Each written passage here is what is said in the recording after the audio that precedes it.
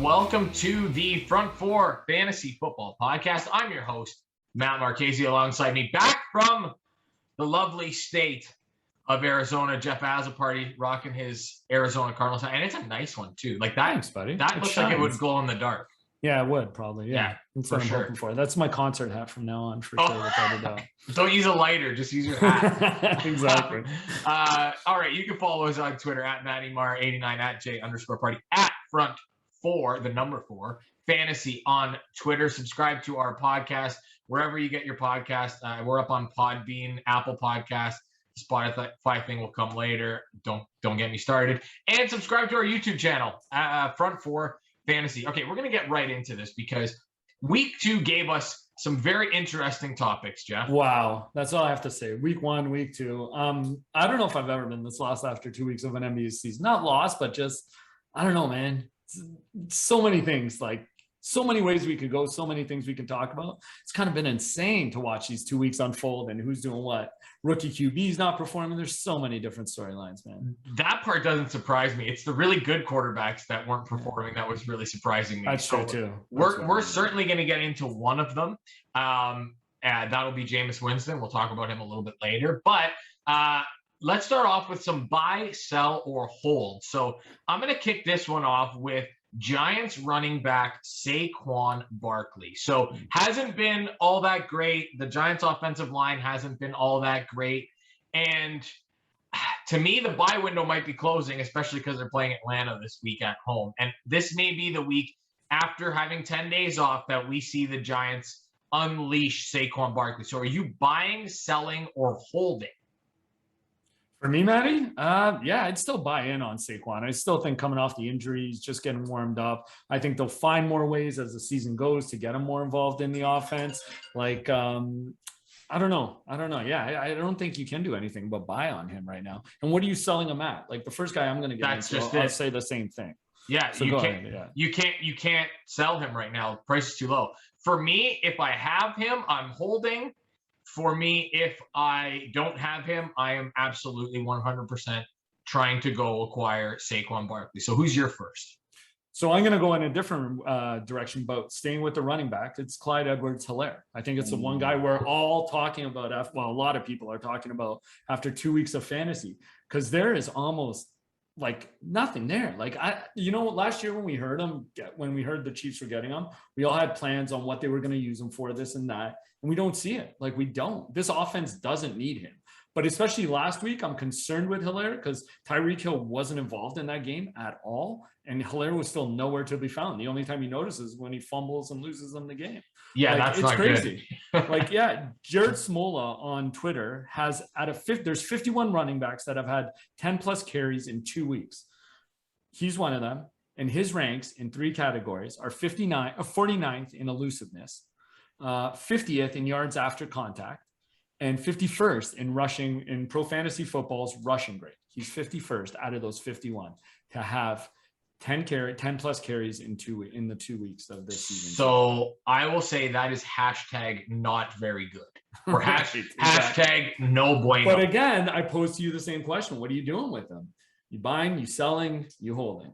I'm not buying. I'm certainly not selling because I think that the value's too low. So I'm terrible. I'm holding because I don't have a choice because I've invested so much draft capital in him. Because I don't think he's not a start right now, right? Like if he's in your running back, if he's your RB2, you're looking for somebody else to go after.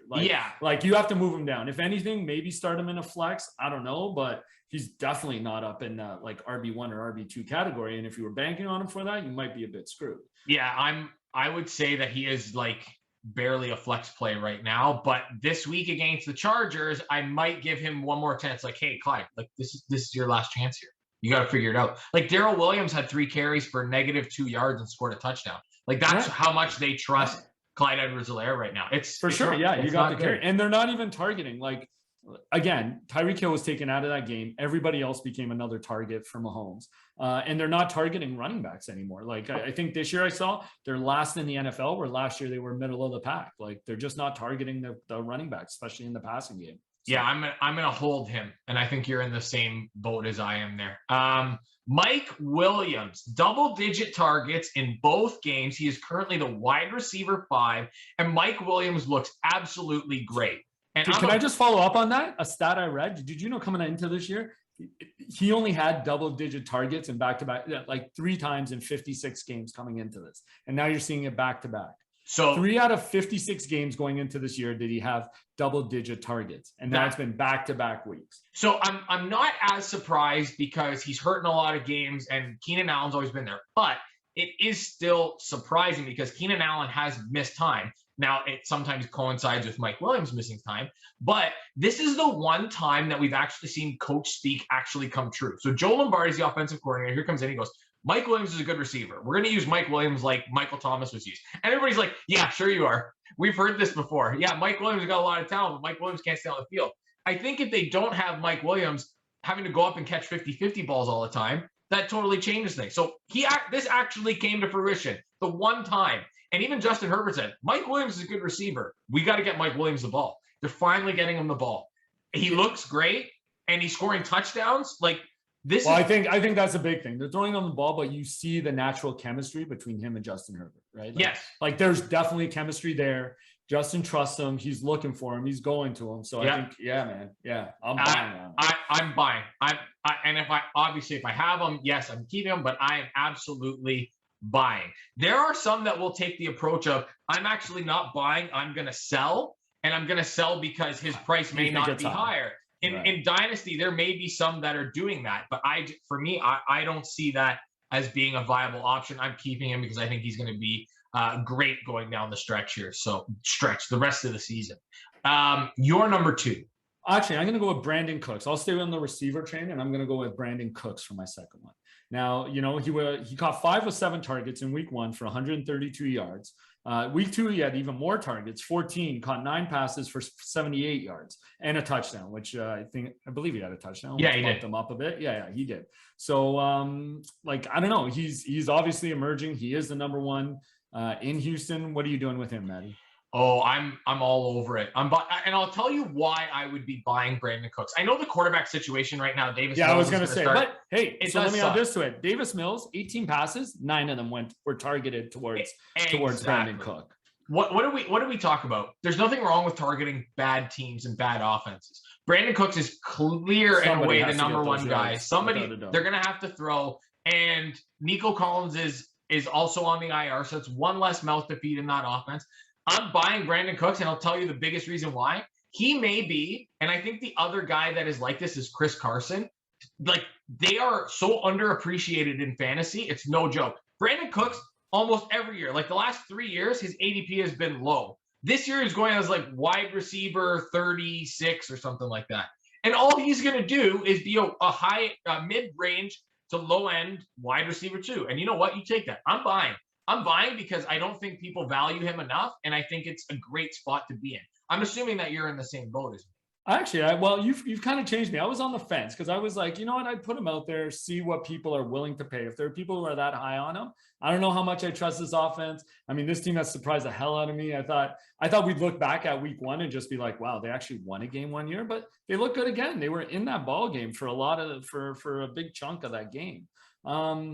Yeah, I don't know. I was on the fence. Like, I put some feelers out on him. I was going to say sell, but yeah, you're right. At the least I'm holding on him anyways and just see where this offense does, especially with Davis Mills. I don't think a lot of people know him. He was injury prone in college, but I think he's got the talent. Like, he was highly recruited coming out of high school and going into college, just got hurt a lot. Like, I think people know his name after this week, and Brandon Cooks obviously is one of his favorite targets. Will be one of his favorite targets. I think he's just great value, especially for the ADP price that we paid for.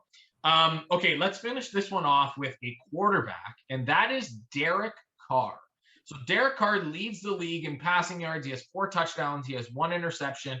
And he has I believe he has the second most air yards among quarterbacks. So Derek Carr is slinging it. And, the matchups haven't been all that easy either. Baltimore is not, I know they have injuries, and Pittsburgh has injuries too, but they're still good defenses. And he kind of shredded them. So you know what's impressive to me about that, Matty? Like last week, Pittsburgh took Darren Waller completely out of the game, and he started finding Renfro, and he started finding Ruggs, and he found his other receivers. Like it's not all about Waller, who apparently, according to John Gruden, is the best football player ever. But like John even Gruden's the best coach ever too. Yeah. But without Waller's amazing, and I'm not saying Of that. course. But it's just funny that a guy who won a title in Tampa with some guys named like Warren Sapp and that said he's the best all-around football player he's ever been. Anyways, that's a side. Aaron Donald would like a word. But Darren Waller was nowhere involved in that game, and Carr still did what he did and led them to victory. So are you buying, selling, or holding? Because at this point, I don't know. See, but to me, it becomes more than just about Carr. It becomes, do I believe in the Raiders? And I don't want to admit I believe they do this every year. I really don't. It's true. So one other guy I was looking at when we talked about doing this segment was Ruggs. And do I believe in him? Do I believe he can be consistent? Because I always looked at him as a boomer bust kind of guy. And, but with Waller there, and again, because Waller is so good, I'm going to have to say I'm buying on Derek Carr, depending what you can get. I'm selling. I'm selling because we've talked about it on this podcast. We talked about the depth at the quarterback position. It's crazy how good the depth is. So I would be willing to trade Derek Carr. If somebody's really high on him, for sure. I'd let him go, because especially after this week, they play Miami this week, and the Bills weren't good at all offensively and torched them for 35 points. So I think that defense isn't the same. So we'll see. No, I mean, hold them after this week and then sell them. That's what I was going to say. Can I change my answer to hold? And to be fair, Carr hasn't started a season like this, at least in fantasy value, since 2017. So to be fair, you probably aren't getting any higher on Derek Carr than you are right now. He is in a contract year. He's playing for a contract, so he's playing for himself too. But you're probably right to say sell on him right now. Just quickly before we get on to the next topic, after Miami, they have the Chargers, Bears, Broncos, and Eagles. So last time I checked, there's some good defenses in there. I would sell right before that. Like after he has a monster game against Miami, buy. Find a trade partner for him, get rid of them. I'm going to let you start this one off because you've got 3 guys and I've got 2. Sure. Which of these is real? So we're going to guys that had either really good week 1. I'll give you the example. Let me just go with it. So I'll give you my first one. Michael Pittman Jr. In week 1, he was 3 of 4 for 29 yards. In week 2, he was 8 of 12 for 123 yards. Which one do you believe in more, Maddie? Do you think week 1 was more of what he'll do, or week 2 is? I think that week 2 is closer to what he does. And I know that the right answer, and probably the right answer for all of these that we're going to do, is they're somewhere in the middle. But in this case, I think that Michael Pittman Jr. is a really good receiver. He's got that alpha type body, runs good routes. He's a big man, and he's physical, and he doesn't shy away from contact. I think he's a really good player. Paris Campbell can't stay healthy. I don't believe in Zach Pascal. Even though I think he's leading the league or the team in touchdowns, which is crazy. I know he's got more than Pittman for sure. Yeah, which is crazy to me because I don't believe in him either. And so and the tight ends you don't believe in, and I believe that that's my only one scare on this one, Matty, is that Indy, their dependence on the running game or on their running backs is so strong that it almost makes me lean towards week 1, but if there are targets there, I gotta be with you on that, and I think they're going to Pittman too. I think that they're gonna have to throw the ball a lot. We don't know what Carson Wentz's status is. If Jacob Eason is as bad as we think he is, then Michael Pittman's gonna get a lot of looks, especially because I just don't think that the other wide receivers are as good. I like Paris Campbell, but Paris Campbell can't stay healthy, so it doesn't matter. If you can't, the best ability is availability, Jeff. That is our term for the week. I like it. And if you're not available, who's available? Then you suck. Okay, I'm going to go with a running back here. Chicago Bears, David Montgomery. Oof. Week 1, 16 carries for 108. Did have a 40-yard run early in that game against the Rams. And then week 2 against the Bengals, a spot that you think he's going to be great in, has 20 carries for 61 yards. And I think he had 3 catches. Which one is it? Which one is David Montgomery? Because we saw him blow up at the end of last year. Yeah, without a doubt, man. And after week 1, I was expecting a huge week 2 from him. And it just really surprised me, the usage there. I mean, again, I'm going to, especially now, which I believe we're going to talk about later on in the show in the 2-minute drill to close. But if it's Justin Fields now going in, how much are they going to rely on their running game, or they're going to let the kid do? Yeah, I don't know. I think I'd be leaning towards, again, like you said, most of these things are probably somewhere in the middle, but I'm gonna have to go with week one, man. At least for the beginning of the season, for at least halfway through the year. We've always seen it, right? Like they've worked them hard. To me, this is maybe just taking a break to take some of the workload off them and ease up on him a bit. But yeah, I gotta believe in week one it was more him. Week one was the 100-yard game or whatever. Yes, yeah. Yeah. And I actually think that Fields going in there with RPOs actually helps open up running lanes for David Montgomery. I think that without a doubt. And again, we will talk about Justin Fields later, so we'll get more into that. But who is your second guy? So now I'm going to go to tight end. I'm going to look at Tyler Higbee, who in week one was 5 of 6 for 68 yards, and in week two had only one target, caught it for 8 yards.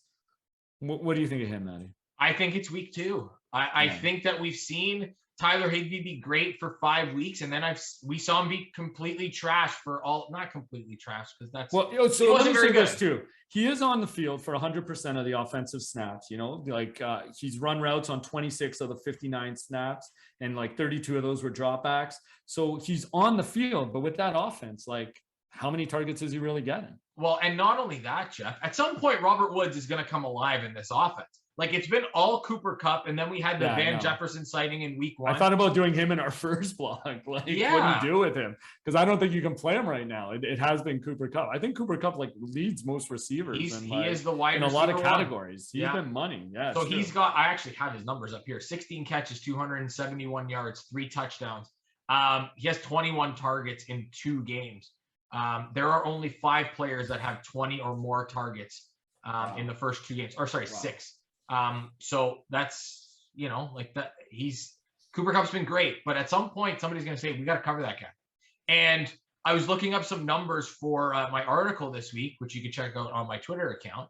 And Cooper Kupp's, if his slot percentages have dropped from 71% in his second year to now he's at 41%. So they are trying to make him that kind of alpha wide receiver. I think that Robert Woods is going to get a lot of work out of the slot, and they're going to be just fine with that. That's where Robert Woods is most comfortable, and that's where he's been really good. So I have to believe that they're not just going to let Robert Woods just kind of go out to pasture here. He's way too good to do that, and you're paying him more. So I think. And the other thing is like, see, Higbee was better in past. Well, I mean, in that Rams offense might have more targeted tight ends in recent past, like with Jared Goff, because he can't throw the ball. Yeah, he can't throw the ball deep. Matthew Stafford has that deep threat too. So those short passes for Higbee, I don't really see them as that big of a deal. Yeah, I think it's closer to week 2 where he's less of a factor. Target, sure. I know what the answer is to mine because you've already talked smack about this guy. Mike Evans. I talk smack about everybody, though, to be fair. That's true.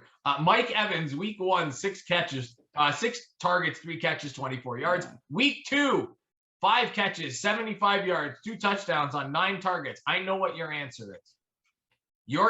I'm going to tell you what Jeff's answer is. Jeff's answer is week 1, 3 catches, 24 yards, because Jeff had him as his bust candidate. Now, this may have to wait a week because. But I do think so. Let me say this. Yeah. Go ahead. Antonio Brown may not play this week. Yeah, he's on the COVID list. So that may have to take a back seat. But I know what you're saying. I understand. Yeah.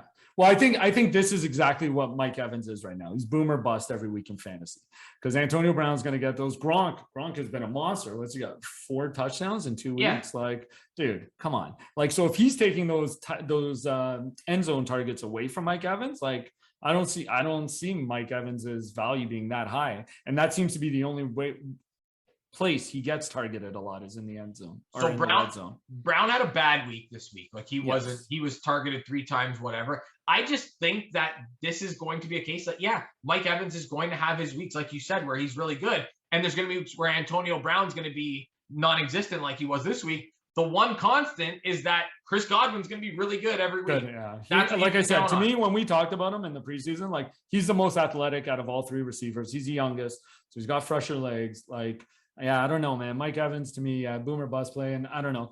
I don't know what people think. See, for me, it's more about consistency in fantasy, and to play a guy like that, boomer bust, sometimes just like hurts your soul, Well, that's what we talked about. It depends on your roster. If you have a high floor, you can take a chance on Mike Evans in your lineup. Great point. But if you don't, and you're banking on Mike Evans catching 2 touchdowns so you can stay in a game, that might not work out very well for you week after week. So we'll see what happens. Okay, your third guy, and then we move on. So I'm going to give you the one next more. And this is, again, there's a little asterisk here. I'm going to say Cortland Sutton. Because in week 1, I believe it was 1 of 3 targets for 14 yards. And last week he had 12 targets, caught 9 passes for 159 yards. Like, which one is it? Obviously he's going to become, especially with Jerry Jeudy out. That was the difference between week 1 and 2. Jerry Jeudy was out, but like that's like quadruple the targets, and it was just crazy. Like he had 258 air yards, 159 yards total, and that's more than any player had last year. Like the 258 air yards that he was targeted on, which would have been crazy. His target share went up from 8.6 in week 1 to 35.3 in week 2. Like, can it stay that high with these guys? Because we also know KJ Hamler's there, Tim Patrick's there. Like, is he just that much of an alpha where he's going to command that much of the ball? And Teddy Bridgewater's been good, man. I'm gonna say that it is week 2. Teddy tends to lock in on a guy, and not for anything, but you could do a lot worse than Cortland Sutton. He's a good receiver. And no, we did, and we knew he was good, right? Of course. The other thing that scared us all, and this might have been week 1, was just easing him back after the ACL, and it was the ACL, right? Yeah, the ACL injury, and him coming off that. But like that, the year before, we all went into last year thinking he was going to be a beast. Star. So like, why not? Yeah, exactly. Yeah, and so I'm with you. I'm believing in week 2 is more the thing. I don't know if he's going to catch 9 to 12 every week, or like 35.3 target share, but. Let's go. He's probably 8 to 9 targets a game. I don't think you can ask. And to be fair, it was Jacksonville. I guess we should mention that. So Jacksonville's defense last week, he did this again. So it's a bit of a mess. Yeah, but I'm going to go with. I think he's closer to the latter. I think he's a star, and we've seen it before. There is a track record. Before he got hurt, he was really good. So, I'm buying into what Cortland Sutton is selling right now. Okay, Jeff, the New Orleans offense. All right, this should be. I was going to give a shout out to Sam Darnold too. I was going to do that one last week. Like, let me say this about that game. Like, we knew they were we knew there were 2 good defenses, right? And it was completely different. Like Sam Darnold still had over 250 yards passing. Meanwhile, Teddy Bridgewater, not so much, and the New Orleans offense just Jameis. Sorry, that's what I meant. But thank you for correcting. I think Sam had over 300 yards. Yeah, it was close to it. I know it was definitely over 250. I don't think he got quite to 300, but I know it was close. So in a battle of what we thought was 2 good defenses, like Sam Darnold shredded one. And on the other side, Jameis Winston couldn't get anything going. And Kamara was held in check. Like, what is that New Orleans offense, Maddie? Yeah. Okay. So just for our reference, it was 305 for Darnold. Did he 2 touchdowns and a pick. And that I guess because I read it, he had plus 250 in both games, in week 1 and week 2. Yeah. He's been over 250 in both games. Okay. And since we're talking about quarterbacks and throwing for yardage, Jameis Winston has barely thrown for 259 yards in the first 2 games.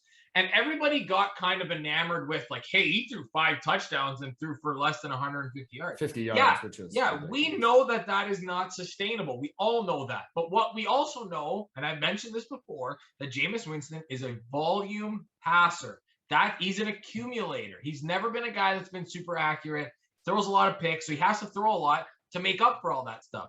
So week 1, he throws 5 touchdowns, and everybody's like, oh my God. Week 2, he throws 2 interceptions. But he didn't even throw the ball 20 times, right? Like that was on what, like 19 attempts? He's thrown 42 passes combined in the first 2 weeks. Games. What is that? What is Sean Payton doing? Right. So with that being said, the offense has become completely stagnant because if you can't throw the ball, you're certainly not going to be able to run the ball. Kamara got stuff this week. Yeah. Kamara right now is probably the only startable guy on that offense. Like, even then, you're not stuffed. Well, without a doubt. It's Kamara. You're starting him, but you're not. That is if he gets shut down like that, if defenses can focus on him and take him away, like that's crazy, man. Yeah, it's not hashtag not good.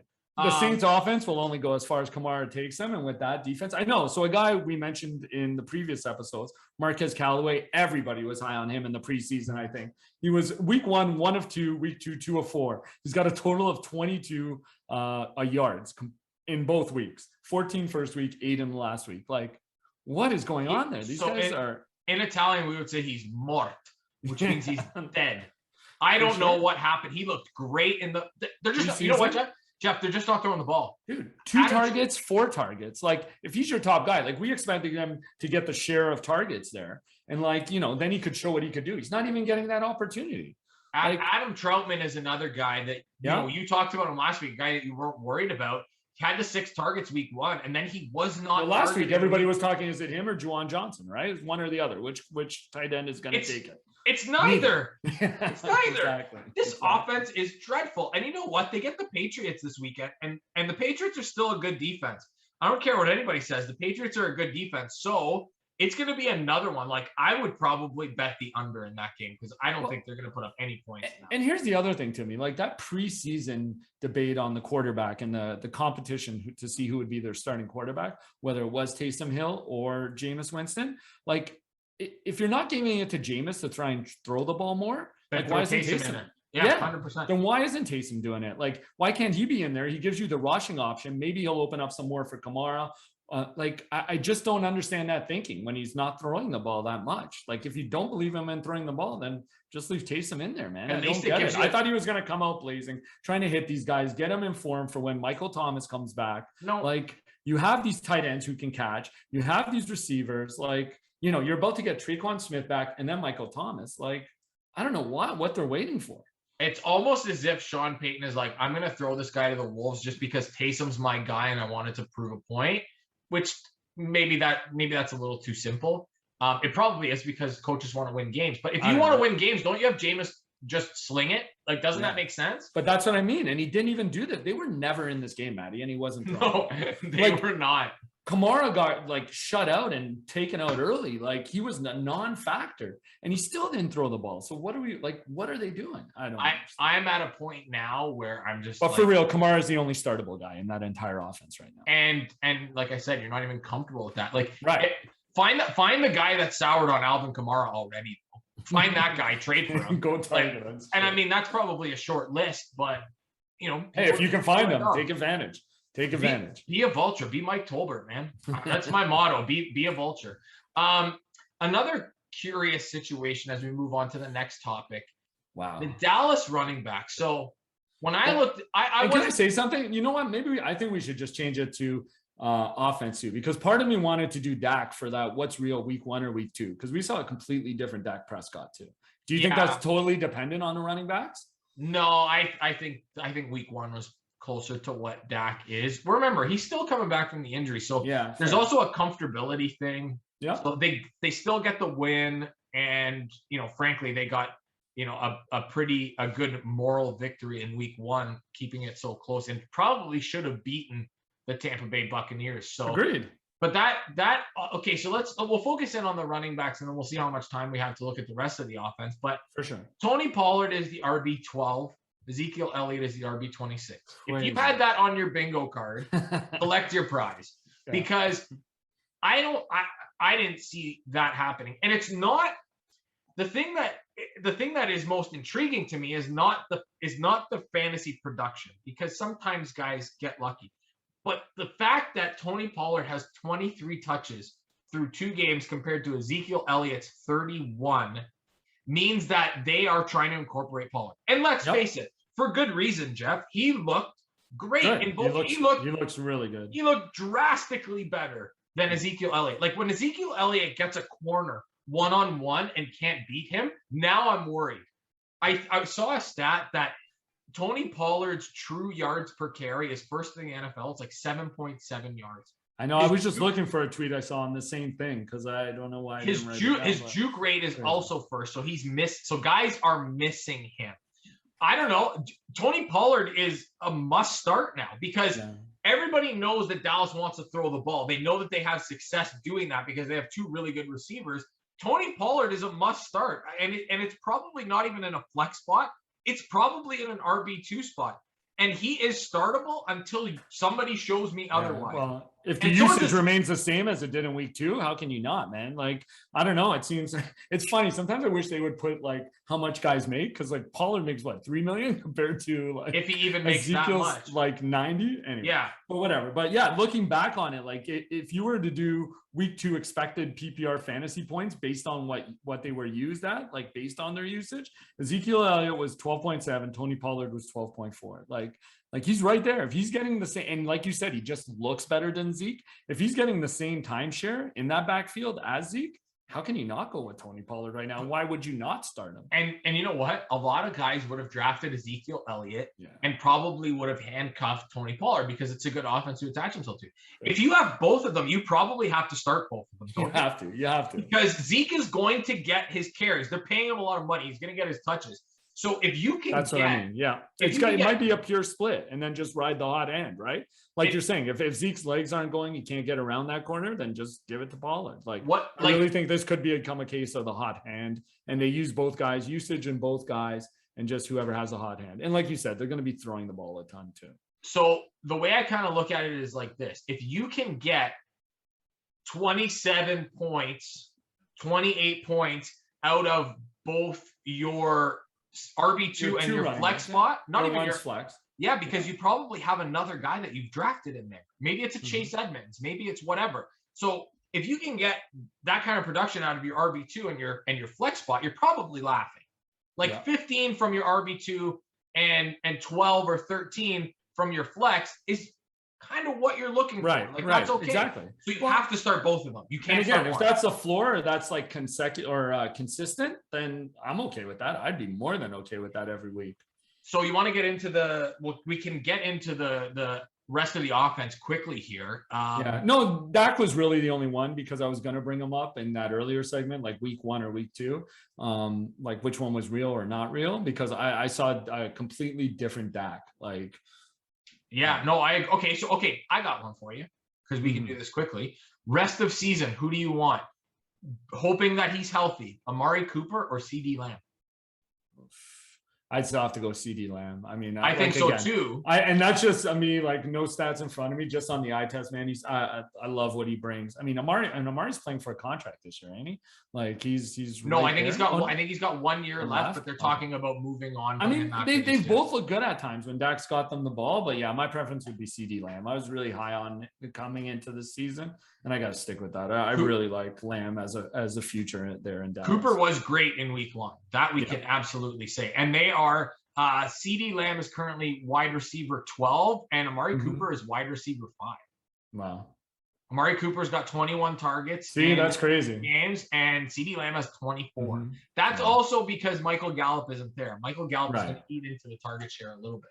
All right, let's get to the 2-minute drill. And I've been waiting for this, Jeff. I've been waiting and waiting and waiting and waiting, and it only took an I think you're hanging out with too many Bears fans, I know. But yeah, you've been high on this guy since the minute he got drafted. Like, you've been ready for this moment. Justin Fields gets the start against the Browns, who have not been good defensively this year. So I kind of look at this as, yes, Justin Fields didn't look great in kind of mop-up duty for Andy Dalton after he got hurt. But Justin Fields gets to practice with the ones. He gets to walk into an offense that has good weapons. It has Allen Robinson. It has Darnell Mooney. It has Cole Kmet. It has David Montgomery. It's good. And the offensive line is decent. If you have Justin Fields, I think you have to start him this week. Wow. Really? Eh? Yeah, I think you have. Now, if you drafted Justin Fields later and you have like Aaron Rodgers against San Francisco, okay, maybe I wouldn't. But there are not very many quarterbacks that I want to start ahead of Justin Fields this week, especially in that matchup. Fair enough. Hey, I'll go with it, man. I see the upside on this kid. First full start, I think he's going to be out there to impress. So I'm okay with that. I mean, I think depending who it is in the matchup and that, but I'd be more than okay with that. While he was in, he looked good. I think they held the reins off a bit. Like, it's just crazy to me how you're hearing people say, maybe they should try and look at another quarter, whether it's Nick Foles or somebody to come in because they're worried about what the Cleveland defense can do to him. Like I even heard Michael Irvin say that on a show with Stephen A. Smith. Like, what are you talking about? Why would you hold him out for this week? Just go. But yeah, I'm okay. I mean, for sure, he's a QB2 in a 2-field in a 2 QB league, but wow, so you're making him a QB1 you'd start him, man. I think so. And then next week, they caught me off guard with that. They get the Detroit Lions next week. Yeah, that is after this week, he definitely becomes there. If you drafted Justin Fields, this is exactly what you were hoping for him to be in this early in the season and catch that run, catch that. And if he lights up the board, and Andy Dalton's healthy and they start Andy Dalton, Matt Nagy should be fired on the spot. And let's not, like, I think you're right. Like, this helps Cole Kmet a lot. I think this really helps out Darnell Mooney a lot, and even Allen Robinson. They look good even with Andy Dalton. So I think if you have a bear on your roster, like, I think you're smiling about this move. Fire them up. Tua Tagovailoa is out this week against the Raiders. This looks like it's going to be something that lingers for the rest of the year. The Bills laid an absolute shellacking on Tua and then Jacoby Brissett. So good luck. And we could have done that. Like, even without Tua, we could have done like real or not real, the Miami DR offense last week. Like, oh my God, nobody was involved. I thought about doing Myles Gaskin because he was like nowhere this week either. Like, it was crazy. Yeah, it wasn't very good. So good luck to Jacoby Brissett against the Raiders defense, who they've been amazing after the quarterback. Even though they've had points put up against them, they've been after the quarterback. I think that one is a blowout. If you have the Raiders as a defense, start them up, fire them up, off we go. Do you have any? Because I have one more. No, go for it. Okay. Russell Gage will miss time with an ankle injury week to week. He had 7 targets this past week. Wasn't much of an impact. Like, we all heard about how Russell Gage was going to have 130 targets. Oops, that didn't happen. The Falcons suck. They play the Giants. All this means that's just the best statement ever. Falcons suck. They do. That's they it. do. And Matt Ryan looks. You're not wrong. You're not wrong. I'm almost never wrong, Jeff. Almost. 60% of the time it works every time. More work for Ridley, more work for Pitts. So let's talk about Kyle Pitts. Week 1, he was invisible. Week 2, much better. I think he had 70 yards receiving or something like that. Is this just with Kyle Pitts is just kind of like, hey, just give it some time. He's gonna be great this year? Or are you still of the mindset that, rookie tight ends, I'm still a little bit concerned about? No, I mean, I think he's been fine. I mean, it's that whole offense I can't get going, right? Like, I mean, Cordell Patterson's like. Did we not talk about him last week and go like, hey, maybe we should watch this a little bit? Yeah, Mike Davis looks awful. But that offense just can't get going. But once it does, like, Kyle Pitts is still leading them in I believe in yards, like passing yards, I should say. Like, I'm fine with Kyle Pitts. Like, again, he's a rookie. Give him some time, but like. Yeah, I'm good with him right now. Yeah, Matt Ryan maybe more too. Yeah, he might be there. So actually, you know what? I will throw a couple out at you. Right. So the one thing, I don't know if I shouted him out when we talked about the game last week between the Panthers and the Saints, but Carolina's defense too. Like, they've looked so good. They've shut down 2 good offenses. Like, it's crazy. Their defense ranks in DVOA overall first, pass first, run first. Like, they're crushing it, and against 2 pretty good offenses. So what we thought was 2 good offenses. We thought that the Jets might be better, but Zach Wilson has proven to be a joke. Maybe Urban Meyer can take some pointers from Matt Rule on how to go from college to the NFL. Rule, I think that Matt Rule is an excellent coach. I thought Sam Darnold going there was great for Sam Darnold. Like, it's a good offense to be in, much better for a quarterback, and the defense has shown that they're going to be really good. Houston, I know, like, Carolina's had some pretty. Yeah, well, that's what I want to say. Going into the Thursday nighter against Houston, like, we expected Houston to be worse than the Jets. Like, go grab them if you can and start them. Like, I think against a rookie quarterback making his first start too. Yeah, I think that's the way to go. Quinton Cephas, wanted to keep an eye. Go check if he's on your waiver wire. I think we all knew in Detroit, we weren't sure who was going to be the number 1 receiver. I think he's emerging as the number 1 receiver. Caught 4 of 7 last week, 63 yards, and he's had a touchdown in both weeks. Like, if he's there, I'd take a shot on him. I think he's quickly becoming the number 1 receiver in Detroit. And lastly, I just got to shout out my boy Rondale Moore in Arizona. He looks amazing. 7 of 7 last week, 114 plus the touchdown. Like, the running screens, that kid can make plays. His only downfall in college was that he couldn't stay healthy. He had 2 years of injuries in a row.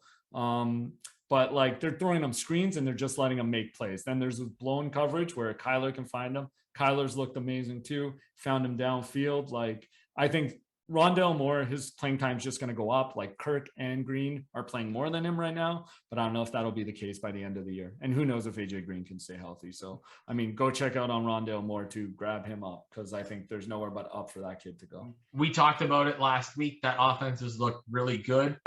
We also talked about quickly before we wrap things up, because we're getting close here on time. KJ Osborne Another good You week. were right, Over man. 70 Seeing him in yards. person, like, man, you look really good.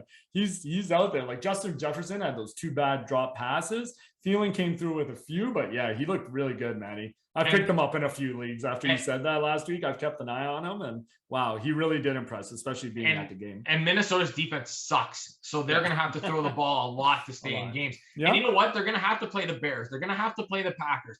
And you know what? Even the Lions still hang around in games. Like, Minnesota's going to have to huck it. Kirk Cousins is going to be a really good option for you this year. He's looked pretty good. He's looked pretty good. Yeah. Don't tell some of our Vikings fans that. Oh my God. Don't tell them about Kirk Cousins. Oh, I know. All right. That's going to be it for us for episode 4 of the Front 4 Fantasy Football Podcast. Follow us on Twitter at MattyMar89, at J_party, at Front. Thanks for listening. Hey, and let me just say this, Matty. If you guys are watching the videos of that, if there's any of these segments and you want to know about a certain player, let us know. We'll hit it up. We'll do the research. We'll do it for you and give us our thoughts. Feel free to throw it on Twitter or on the YouTube channel or whatever. Hit us up on Twitter. Subscribe to the YouTube channel. Check out the podcast. It's on Podbean. It's on Apple Podcasts. Eventually, it's going to be on Spotify. We'll get it there at some point this millennium. That's it for us. Thanks for listening. Talk to you next week.